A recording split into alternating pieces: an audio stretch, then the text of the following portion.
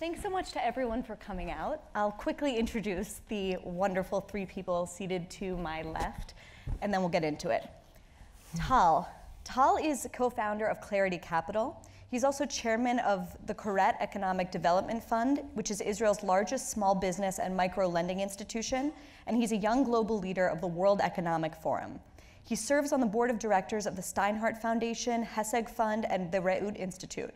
Most importantly, he's the author of the just published book, God is in the Crowd, 21st Century Judaism, which you will be able to buy after the event.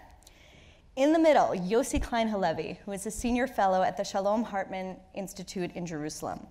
Together with Imam Abdullah Antepli of Duke University, he co-directs the Institute's Muslim Leadership Initiative.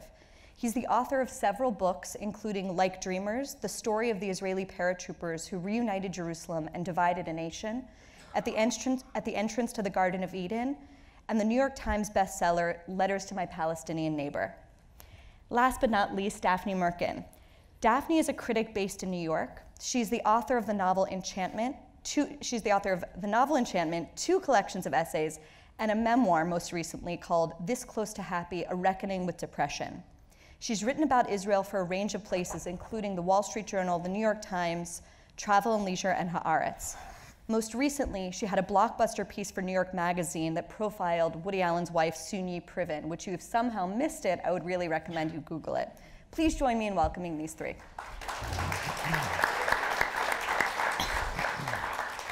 So I thought we would start with a question about prophecy.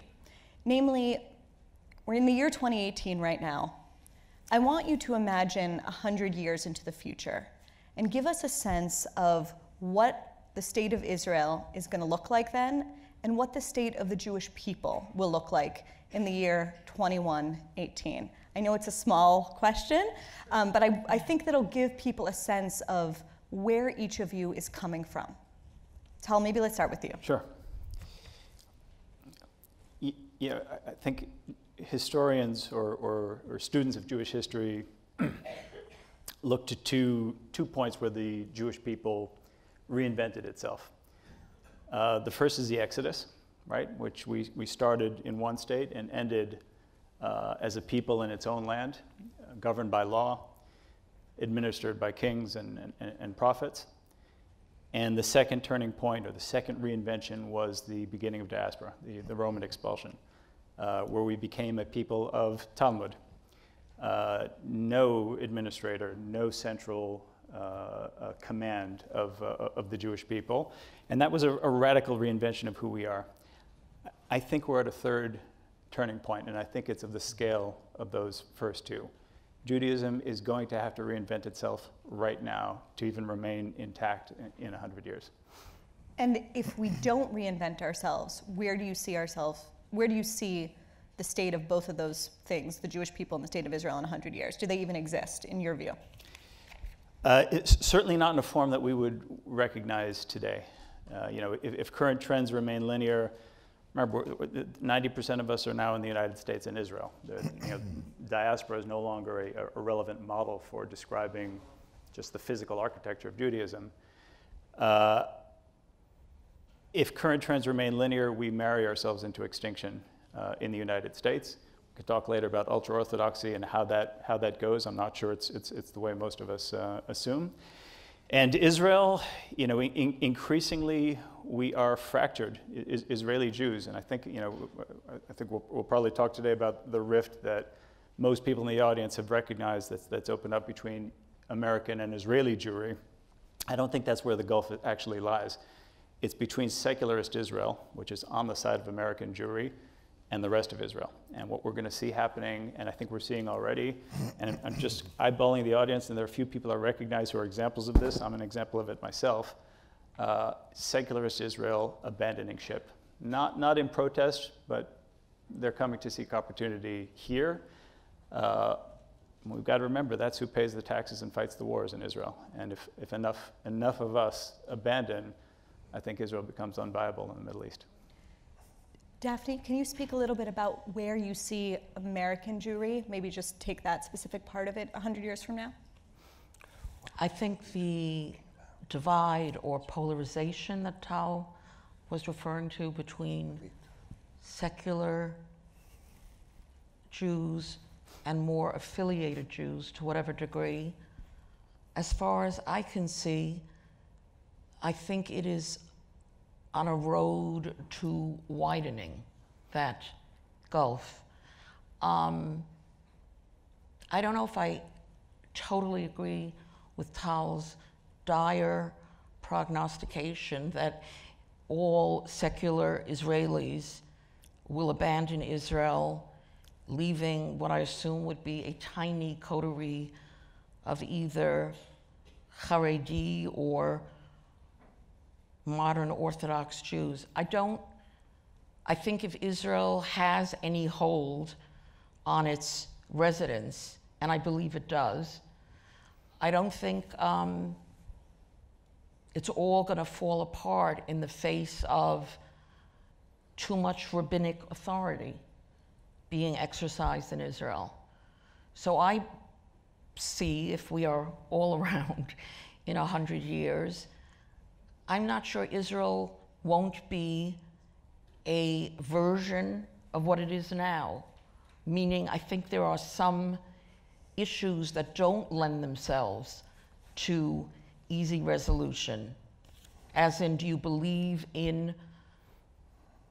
that there should be some accordance with Jewish law, which, in spite of being a lapsed Orthodox Jew myself, I think it's hard for me to envision Israel without some adherence to what I would call halachic or Jewish law, because otherwise it becomes a country that's distinguished by falafel and Dizengarf.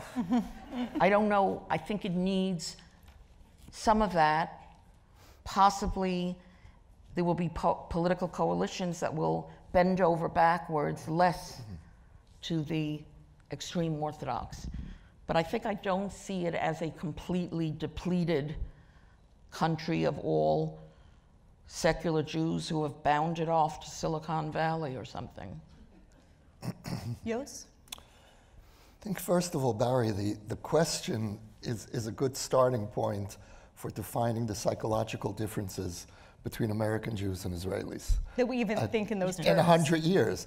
Yeah, Israelis think a week into the future, maybe. There is no panel in the history of Israel that has ever dealt with a time frame that's longer than 20 years. You know, and honestly, I can't think beyond next year. And I mean that because I think, and we hear this from the IDF and our politicians regularly, we are most likely heading toward a war with Iran and Hezbollah and Hamas soon, in the next year, 2 years. And I'd be very interested to know what you think about that. That seems to me very realistic. And we know that in the history of Israel, the Israel before a war is very different from the Israel after the war. So I really can't conceive of what Israel is going to be like 5 years from now. So that's maybe that's an aside.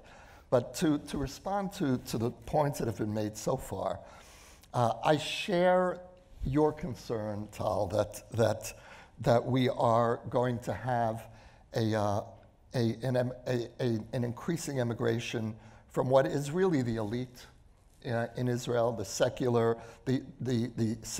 Ashkenazi grandchildren or great-grandchildren of the founders, many of whom are becoming disillusioned. But I also think that Daphne, your point is it strikes me as closer to the Israel that I experience, which is an Israel of much more nuance in each camp. In other words, I think that what's really interesting in Israel today is that the schisms have become internalized within each ideological camp. So if you look at the Haredim, for example, there are now at least two camps of Haredim. There's the traditional Haredim, and now there's a new camp. They call themselves Haredim HaYisraelim, the Israeli Haredim, who are really on their way to becoming post-Haredi and joining the mainstream for all kinds of reasons, economic, social. In secular Israel, we're really talking about at least two secular Israels. There's the traditional, classical, militant secular Israel, which really wants nothing or very little to do with Judaism and sees itself as, in a sense, as post-Jewish. But then you have the new emerging secular Israel represented by Yair Lapid. And Yair Lapid, the head of the Yesh Atid party, identifies himself, he calls himself a secular Israeli, but he actually is not. He's actually a Reform Jew. He belongs to a Reform congregation. We don't have a word in Israel, in Hebrew, for defining someone who is religious and not Orthodox. And so if you're not Orthodox, you're secular. But that really belongs to the old Israel. The new Israel is really in a state of creative chaos, culturally and spiritually. And so not to go 100 years ahead, but maybe 10 or 20 years ahead, I think that the chief rabbinate is going to become the most irrelevant institution in the state of Israel. It has no constituency anymore. It is the subject of a hostile Haredi takeover. And there's no, the Haredim So do you don't think look 20 to years from now they're not going to have control over marriages? I think the chief rabbinate is going to go the way of the Soviet Union. We're going to wake up one morning and say, what was that all about? That's a good piece. You know, what happened? And just falling apart. And in its place? Chaos, but creative, spiritual chaos from the ground up. And you can, if you look at Israel through its institutions, you're not understanding Israel. Israel happens, and the change happens in Israel by what used to be called in Hebrew, creating facts on the ground. Right. That's how change happens. But if you look at Israel through the lens of its institutions, which we are prone to do here in the States, because that's often what's covered, you get a picture that looks like, frankly, a sort of a Steve Bannonite wet dream. It looks like a politics of blood and soil.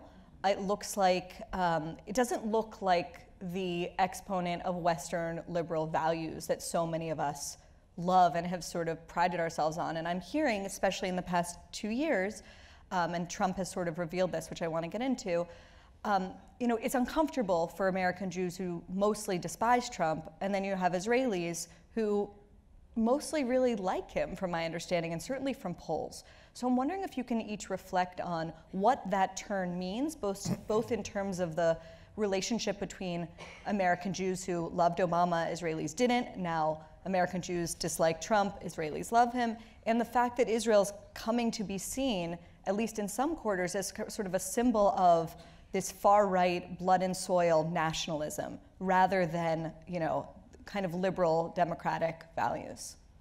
Right. Any of you can start. You know, I take heart in what Yossi's saying. I think I see those schisms as well, and I see the nuance within those movements, and maybe that's, you know, that's our salvation. That's where that comes from. On this, you know, kind of the blood and soil point. Look, I think on the highest level, we're talking about two very different perceptions of reality. You know, we in Israel see life, or see life in the Middle East on the most granular level. We're seeing the reality. Here, you know, we need to paint a broad picture because it's just a small part of our day. It's a small part of what we think about, and we tend to put things in categories that we have kind of ready-made. And right now, we are thinking in those kind of tribal, kind of identity politics like camps. So it's kind of easy to put Israel in that box. It is objectively the most savage region on earth, and it's easy to forget that in New York. Very difficult to forget it when you're living in Israel. Here, every once in a while, you hear about a Saudi journalist getting dismembered in a consulate. In Israel, you understand that's the rule. That's not the exception. That's how the Middle East works everywhere but Israel. That's how the Middle East works. So I talk about the Laswellian garrison state, which Israel is challenged not to become, right? Israeli democracy is challenged constantly by those threats, which are right across the border. It's easy to see it that way from here. I think in Israel it feels very different. And by the way, I don't know if anybody knows, but my guess is that approval ratings for Donald Trump in Israel probably similar to what they are in the United States. That's my guess. No, they're quite high. Are they so high? Yes. Because I looked it up this morning. Right? I was like, I want to make sure. Yeah. I think Israelis appreciate what Trump has done in terms of the Iran deal, in terms of the UN changing the culture, the embassy move, the lynch mob, the embassy move as well. Although that wasn't as big a deal, I think, as the Iran deal and the UN. Not such a necessary gesture. Yeah, it was really more symbolic. But I think that Israelis are aware of the problem of the culture that Trump is bringing into and the threat to American norms. I hear that a lot among Israelis, but Israelis are very torn because in what we experienced for 8 years under Obama was an ongoing nightmare, and it culminated in the Iran deal.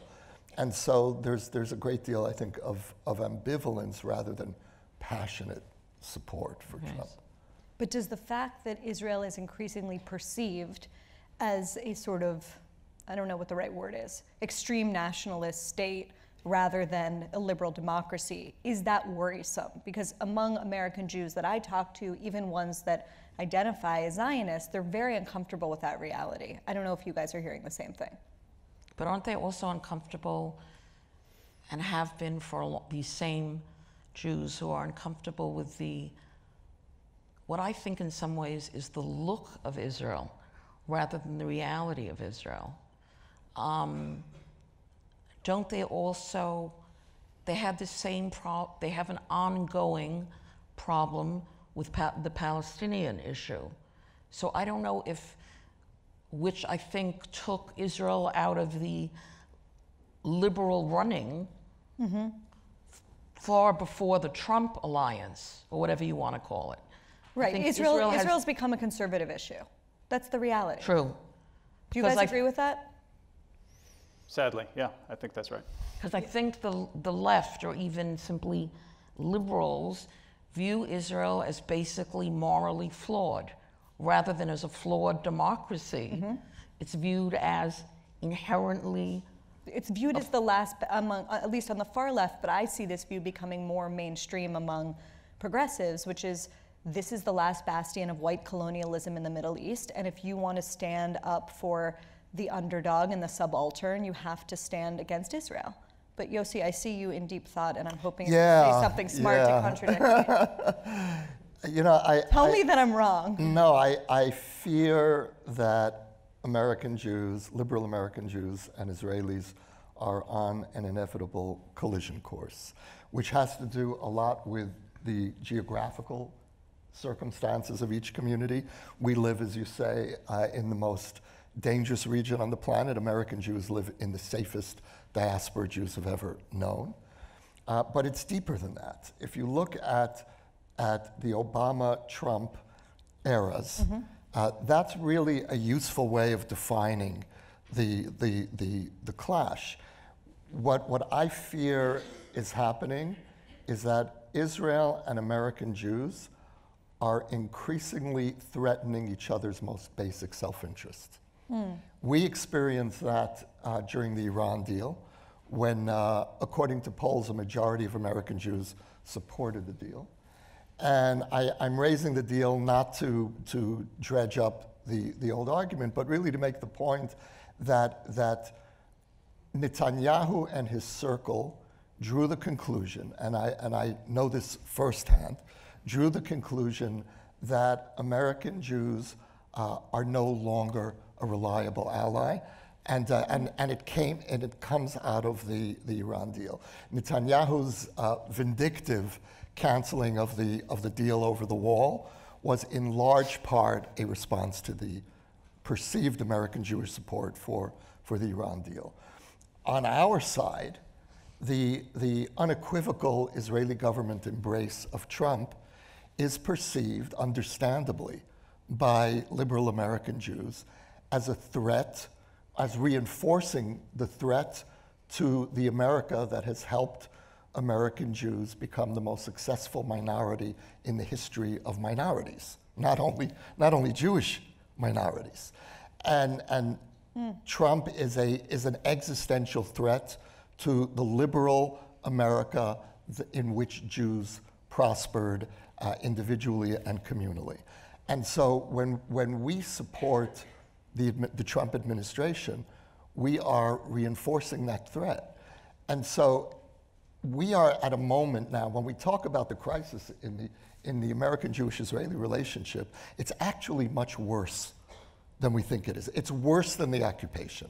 It's worse than the issue of religious pluralism. We're coming to the point, we already are at the point, where each side is threatening the most basic well-being of the other.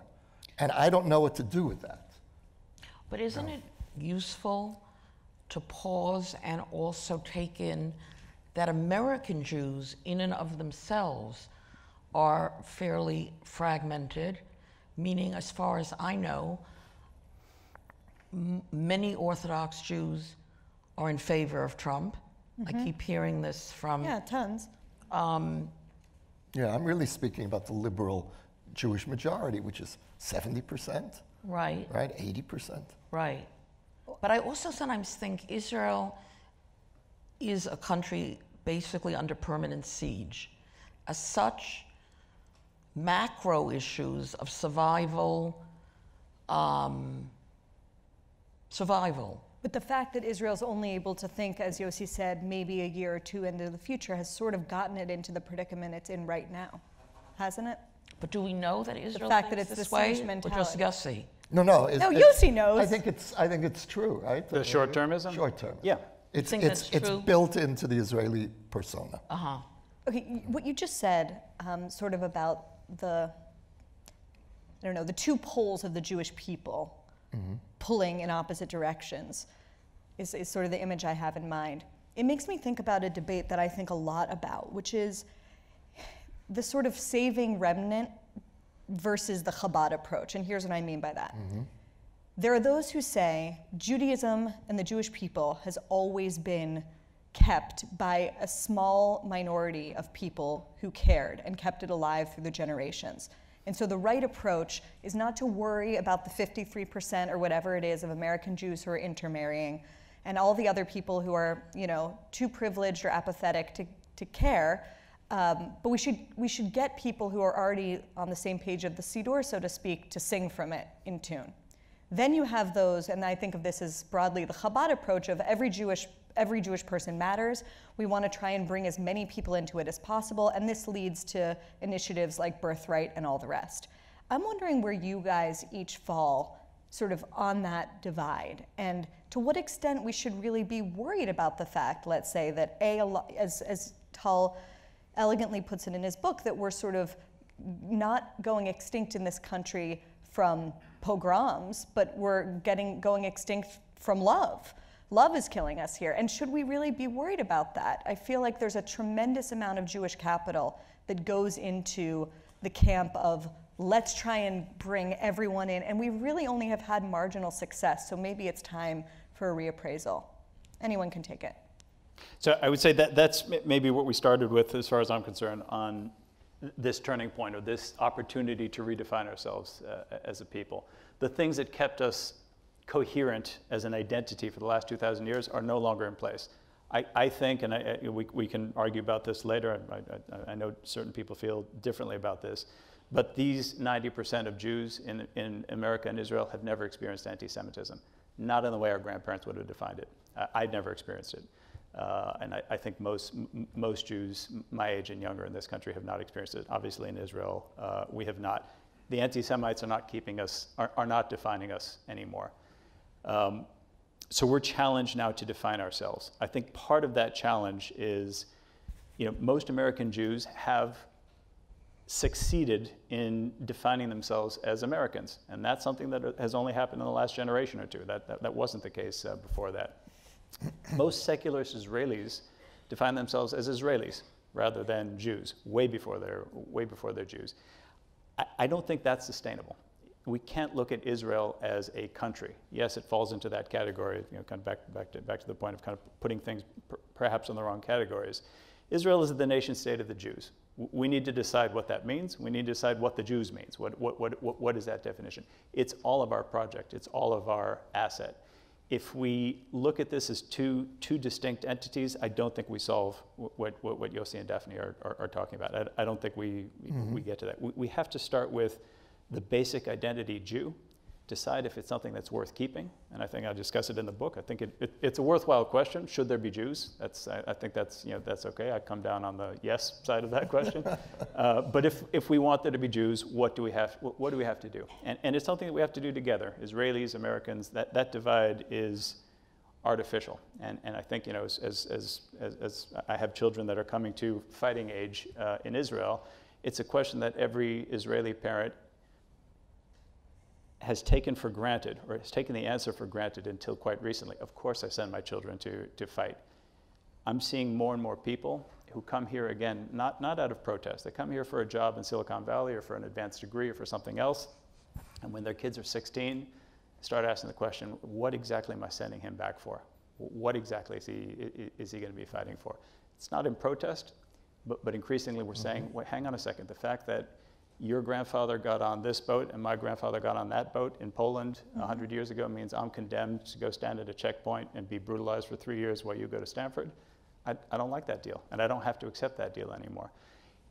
Until we realize that this is an asset of all of us, we all have a stake and we all have rights in the nation state of the Jews, I don't think we solve this. So you're looking at the nation state of the Jews as a way of yoking us all together in this new kind of Jewish peoplehood? I think it's a central asset, yeah. Isn't partly what Tal is discussing the undeniable lure of assimilation as it has existed now in a way it has not existed before? And what does one posit against the lure of assimilation? Right, and what I'm saying is, it seems to me that every powerful Jew I know, powerful financially, politically, or otherwise, spends 80% of their time worrying about that question. And I'm saying, why are we so worried about that question? Why aren't we pouring resources? Why aren't we making, let's say, for those people who want day school in this country, making it free for everyone, rather than spending billions of dollars on birthright trying to move the needle on intermarriage 2%?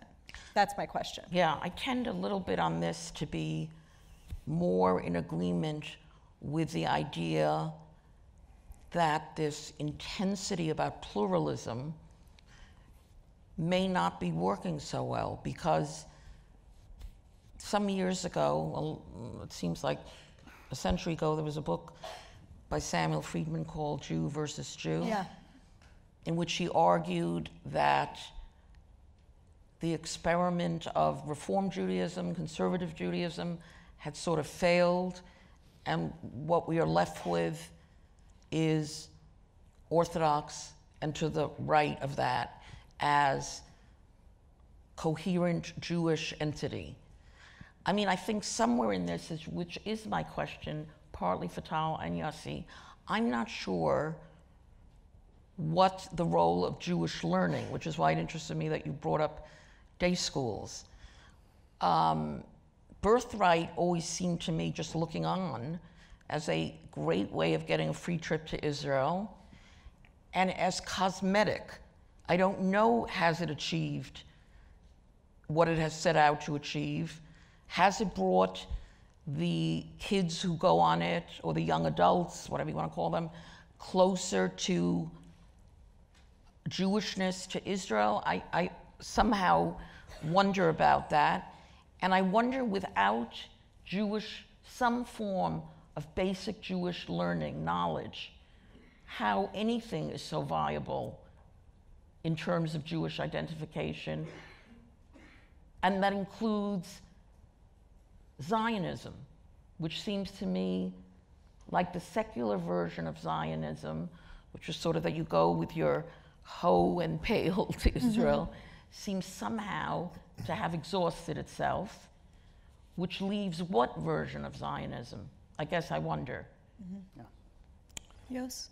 Yeah, Tal, your book makes me optimistic. it makes me, your story makes me optimistic, because you are a completely self-made Jew and a self-made Israeli, and it's an extraordinary story. And it is, I suspect, part of our DNA that we keep surprising ourselves. Just when we're at the edge of the abyss, we have this sudden resurgence of Jewish identity, concern. And look, what makes me an optimist is that I grew up in the Soviet Jewry protest movement. That was my upbringing. And Daphne, you certainly remember those years. And there was no way that we were going to save the Jews of the Soviet Union. That at least was the conventional wisdom in the American Jewish community. And it was a small group of fringe students who began protesting in 1964, 65. And we would get 1,000 people at a demonstration. You know, I remember my father, who was a survivor and was a pessimistic survivor, said to me, you don't understand the Soviet Union. They don't care about, you know, a group of students demonstrating at their consulate. And I said, no, the story of Soviet Jewry cannot end that way. And so whatever is going to happen here, I think will really depend on the quality of the core Jewish community. And that does worry me, because what I see happening in the core is that we're tearing ourselves apart in multiple schisms. And you know, I'm thinking of two speeches that were made recently that really define how we're tearing ourselves apart. One speech was by Netanyahu. He spoke at the Dimona nuclear reactor, and it was an appalling speech. Do you all know what I'm talking about? He spoke about how I history... thought you were going to say Michael Chabon's speech for some That's the other one. Okay. So Netanyahu's speech was that history proves that the powerless are swept away and destroyed. And my response was, well, wait a minute. 2,000 years of Jewish powerlessness proved that we actually can endure under all kinds of conditions. I don't celebrate powerlessness. I actually celebrate the rebirth of Jewish power. But I also don't denigrate those 2,000 years. Then there was the opposite speech. There was Chabon's appalling, in its way equally appalling, speech at the Reform Rabbinical Students' Commencement. And what Chabon said was basically the opposite, celebrating disintegration, powerlessness. And so you have these two caricatures of Jewish life in the 21st century.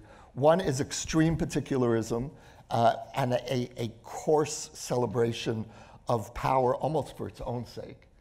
And then you have this equally coarse celebration of Jewish disintegration at a rabbinical gathering. It's simply unthinkable. And so if we look at those two speeches, then we're really, there's nowhere to go. There is no possible common ground between a Chabon and a Netanyahu. But I don't think that a majority of Jews are in either extreme camp. And so there needs to be a strengthening of the center politically, religiously. And if the core of the Jewish community that strongly identifies Jewishly, that lives Jewishly, if we can figure out how to avoid tearing ourselves apart by these extremes, then I think it will have a certain charisma that will pull in people who at this point are not identified. But that really depends on the quality of the core. Okay, this helps. This is a little layup to an uplifting question, which is who, and you can't say any of the other people on stage, who are those charismatic personalities that are trying to sustain the center? You guys each get to name one person. I'll go last. Okay. While I ponder. Tal, we're here for your book. You go first. So I'm going to go back in history. He's not around anymore, but I think there'll be more of him. So I point to Yehuda Nasi in the book as the redactor of Mishnah. as a person who navigated the tension that you just eloquently laid out, Yossi, between universalism and particularism. And I think that's very much the Jewish story, is the navigation of that tension. If you look at the Mishnaic arguments, they're structured in a Hellenistic form. That we were borrowing, and we've always been borrowing from cultures around us, but also walling ourselves off from cultures around us. And that kind of semi-permeable wall between us and the world has been very much a feature of Judaism forever. The fact that we can accommodate that tension, the fact that we can accommodate those poles, Netanyahu, Cheban, for example, and obviously many, many others throughout history, I think is a critical part of our story.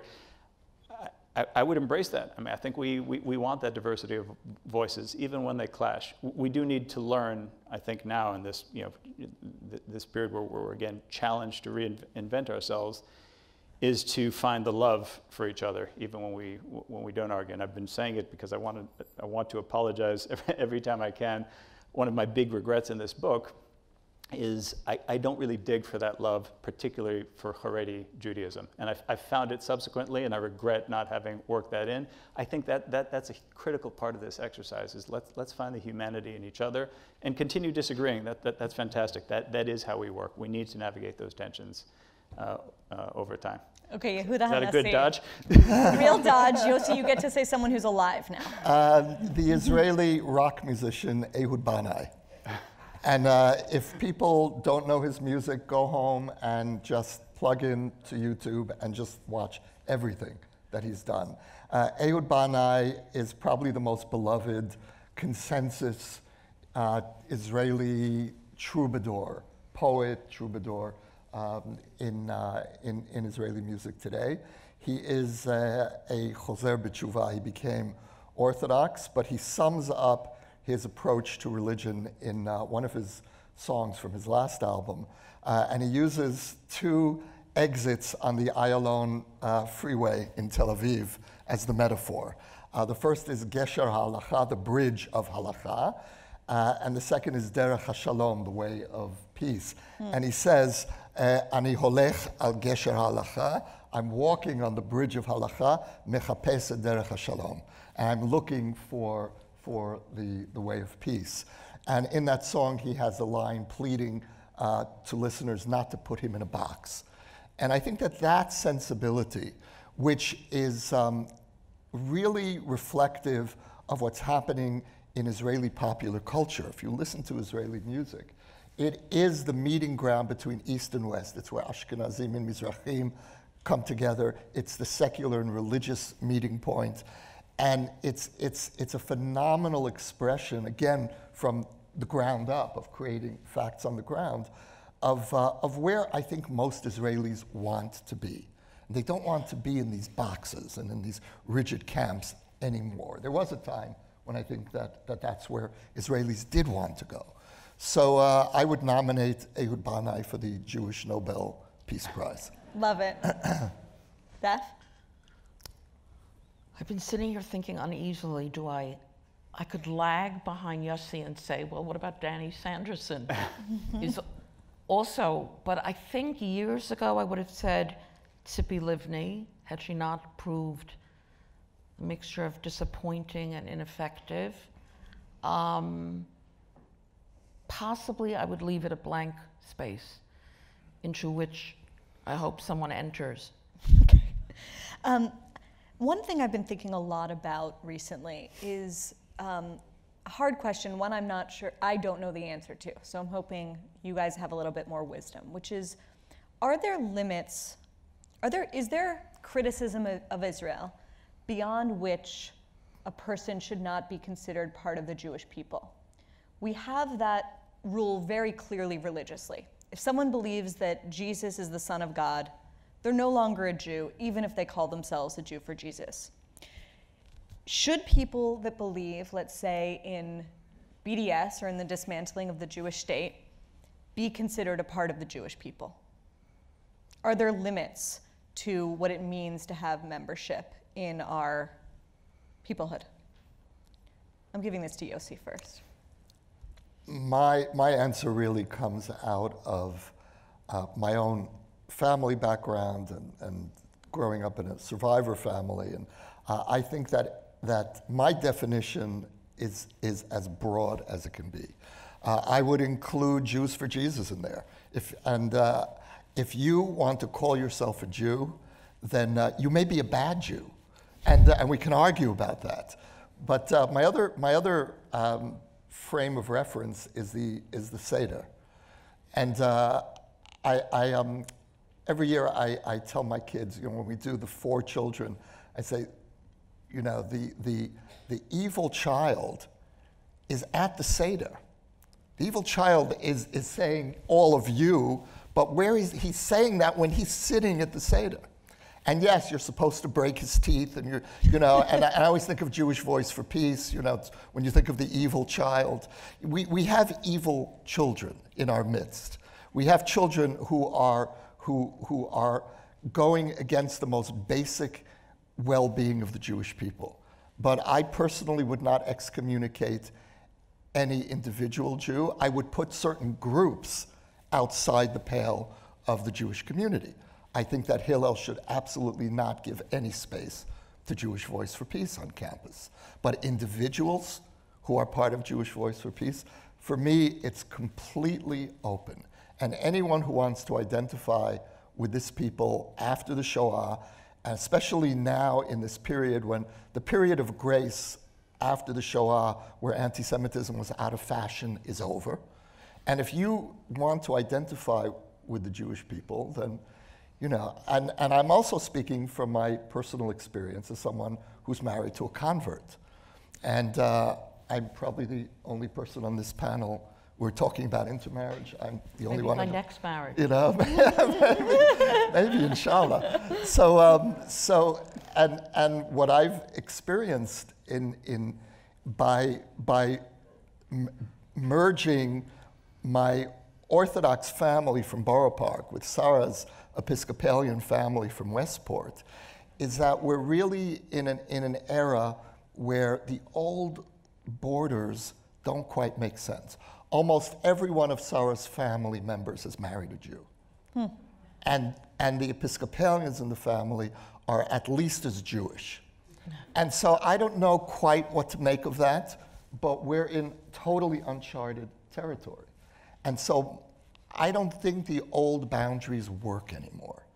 Again, for a combination of reasons, because of post-Shoah, because of being loved to death. I experienced it in my family.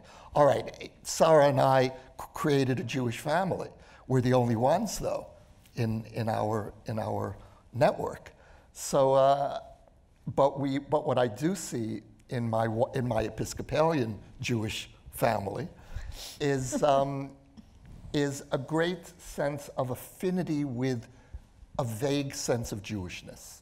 We have there's a whole camp of allies, cultural allies, that have been created in America. And this is really, it's interesting. It is. It's also interesting because the cultural allies are often not the political allies. It's very complicated. That's right.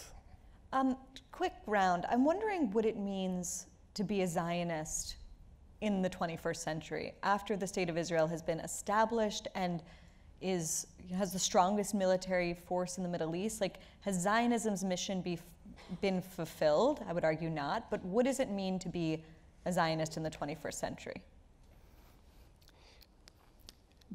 Definitely something very different from what it meant in the 20th. And I think maybe the turning point was Soviet Jewry. After that we had, or maybe contemporaneously, Ethiopian Jewry.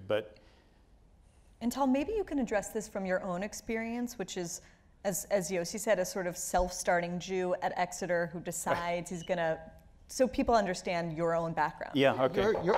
You're a convert too. I'm a convert. You really are. So, all right, so I think that's actually great because my move to Israel was, I think, for lack of a better term, ill-informed. I would not have done it today for the same reasons. I would do it, but for very different reasons, and it ties right into your question about what is Zionism from this point forward. So I grew up with no Jewish knowledge or real affinity, mainly in prep schools in New England. Got introduced. It was a Calvinist reverend who got me into Judaism to start with. But the reason I went to Israel was again, I think a very wrong reason. You remember there's the picture of the boy in the Warsaw Ghetto with his hands up, very kind of iconic picture from the war. And yeah, I remember looking at that picture and being struck by it, but understanding that I'm struck by it in the wrong way. This is not the way you're supposed to be looking at that picture. It's framed almost, it beckons this juxtaposition between innocence, the boy must be 6 or 7 years old, and brutality. You see the Nazis with their guns pointed in his direction. And that never got me. The Nazis seemed irrelevant to me. I mean, I knew enough about our history to understand that they come and go, right? We call them Nazis in that generation. They were Cossacks a generation before that. They were Iraqis in the Farhud in between. There were Inquisitors. They were Crusaders. They keep coming and going. It's irrelevant who's playing that role. There's always going to be somebody. What is relevant, though, is if you can look at the picture afterwards, you'll see that the boy's family or neighbors or somebody who's affiliated with the boy is in the background of the picture. They've just been evacuated from a building, and they're also in this position of sort of shocked submission, and I was angry at them. I was angry because they didn't have a plan B, and they're the Jews. How could they not know that this was going to happen at some point? How could they not have had a contingency plan?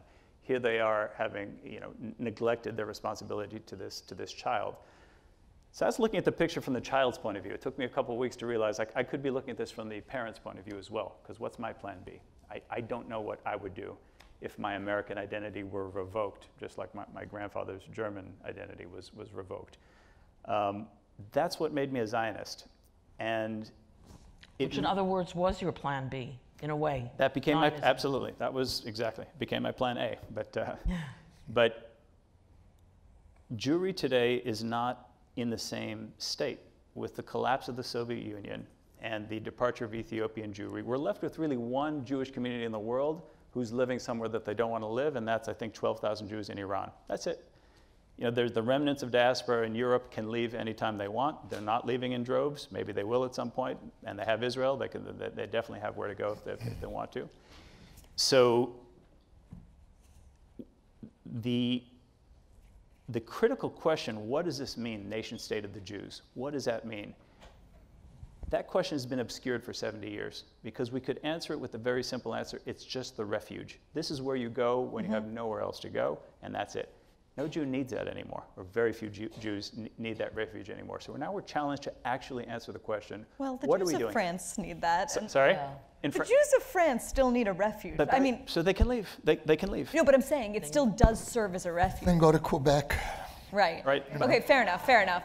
So it's no longer a refuge, and the question is it a security is it? blanket? I sometimes think for American Jews, Israel remains the construct behind which they can build their lives here. Again, I'm talking more to identified Jews. That Israel remains in a way, historical vital link, if people live on that level. I'm not sure Israel is a pragmatic end point at this. So Daphne, I would agree with you on that fully. I mean, to me as an American Jew, Israel is like going into a business negotiation with a good alternative. It's a totally different position when you're new. I would say 90% of American Jews don't see it that way. It might serve them that way, but they don't recognize it. So it's not, you don't have that compelling, for the Soviet Jew, it was, it was right. The promised land. We need to define something much more meaningful than that if we want to remain relevant, if we want to exist. I guess what I'm saying is, in 1930, being a member of a Zionist movement meant something particular. What does it mean today, or what ought it mean today? Well, there's the late Ellen Willis's definition, which is that she is an anti-Zionist. And there's a lot of dignity in that response, and which is that our generation has a debt of gratitude to the generation that preceded us and that gave us this gift of Jewish sovereignty and power, and whose answer to the Holocaust was to create the great Jewish fantasy. And so we owe Jewish history and the previous generation the defense of Zionism, which is under attack today. Now, that's not enough. Can I interrupt and ask? Please. Having just been reading Lionel Trilling's letters and being suffused with anti-communism, what is the difference between an anti-Zionist and a Zionist? I don't think that Ellen Willis would have identified herself as a Zionist. Definitely not. Right. But she felt that this was a dignified Jewish response. Yeah. And I appreciate that. Beyond that, I completely agree with you, Tal, that if we don't find something to fill this shell that we've inherited, it's not sustainable. And I think that if there is any justification for continuing Zionist ideology, and I'm not sure, but if there is any justification, it is as the ideology of Jewish peoplehood, because really what Zionism created was a national movement that included representations of most parts of the Jewish people. There was even at one point an ultra-Orthodox Zionist group, the workers of Agudat Yisrael. So Zionism and the great success of Zionism was that it created a kind of a ground where all kinds of Jews could come together: capitalists, socialists, religious, anti-clericalist, and so there is the emphasis of Zionism was understandably in state building, but now, and this is Sharansky's insight, what we now need to do is peoplehood building. That goes for, in Israeli society, we have a very specific job of creating an Israeli society, which will not just be Jewish, and at the same time creating a parallel Jewish people, and so that seems to me to be a justification or a worthy goal for a 21st century Zionism. A question from the audience: is there any issue on which all Jews, Israeli and American, are united? Existence of Israel, sanctity of life, anything at all? Jews? Great, you're done. The Jews are known for their argumentativeness, whatever that old joke is you get.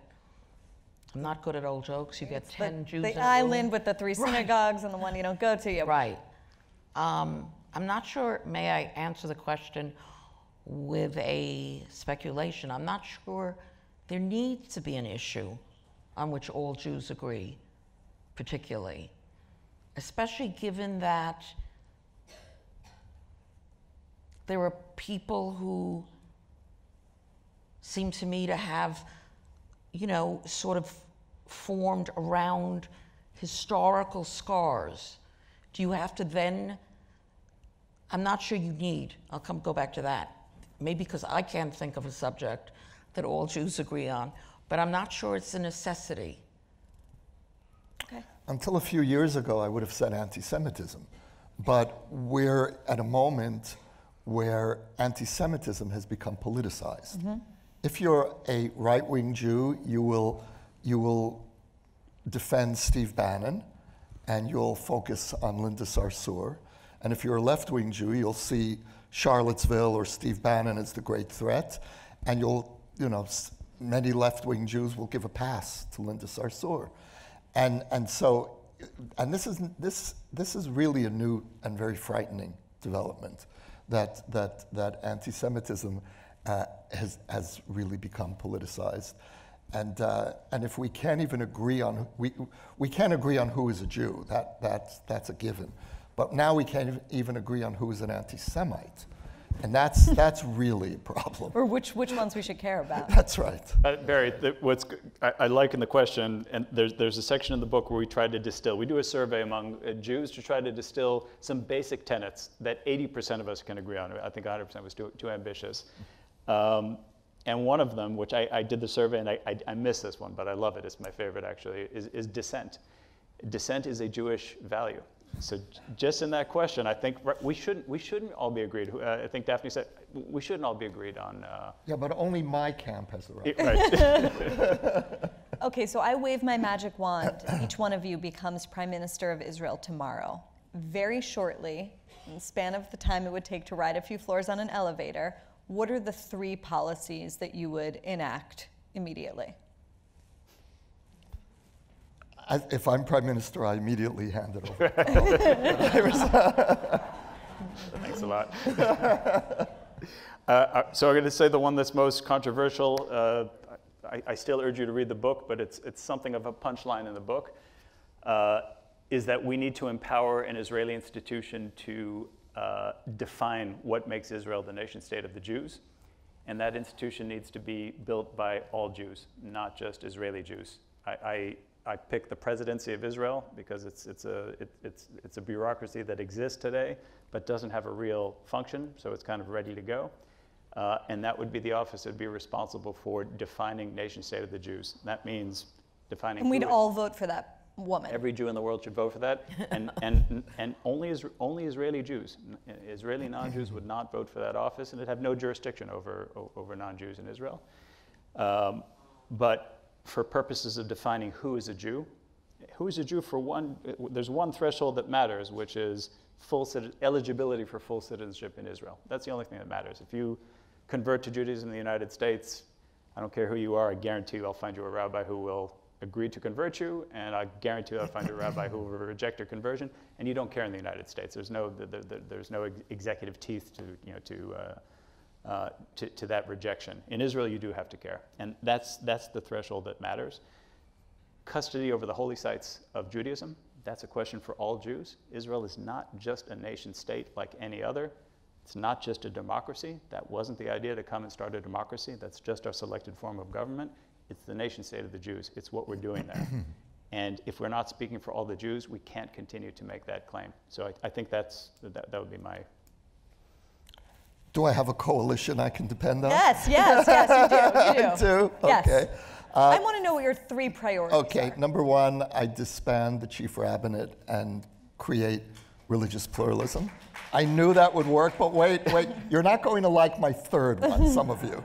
The second is settlement freeze and beginning to speak differently to the Palestinians and to the Arab world without actively moving toward a 2-state solution, because I think that's premature, but beginning to shift us away from the policies that are leading to a 1-state solution toward a gradual, very gradual 2-state solution. And the third is I would begin to actively prepare for bombing the Iranian nuclear facilities. No applause on that one? This is your charismatic center. Maybe that's actually, Tal, it's your friends that I'm sending on the mission, so I should really be careful what I say. But yes, definitely. And I felt we should have bombed the nuclear facilities 10 years ago, and we sooner rather than later. Daph, you want to take this one or no? I have a more amorphous, I was going to say, which is in some ways a version of what Yossi just said, find a way to disempower the religious right in Israel, either through different, since Israel will always be a country of political coalitions, different coalitions, and if that means disbanding the rabbinate, if that would be the most direct route, I would be all for it. A second thing I would do, I think, is somehow establish a highly efficient Office of Public Relations. I think Israel is... Never going to happen. Bring in some competent Americans, may I say. I don't think Israelis understand the importance of public relations. Certainly the Palestinians do. And I think that has the demonization of Israel, which does worry me, and I think is only getting strong, more powerful, I think has to be combated in some realpolitik way. I'll leave it at 2 for the moment. That's good.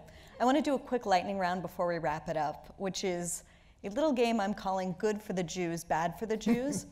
I tell you a name, and you tell me good or bad. You get 1 sentence of explanation. Okay, Tal, Bibi Netanyahu, good for the Jews, bad for the Jews. Bad for the Jews. You want to say why?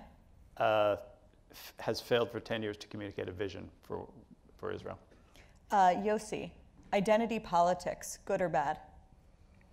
In its current form, disastrous. Could it be made to be good? It could if the Jews are considered to have a legitimate identity. But right now we seem to be the one group in this society whose identity is not legitimate. Daphne, Woody Allen.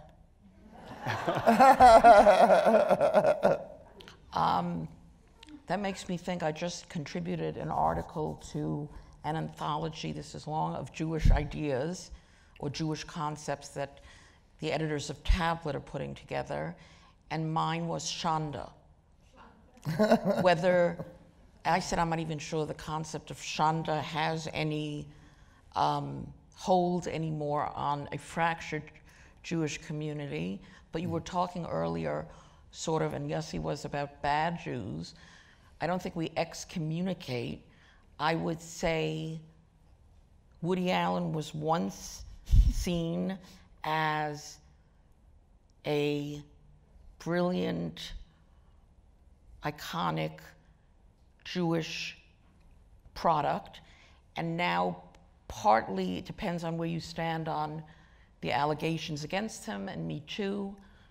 So I would say in some ways he's become something of a Shanda.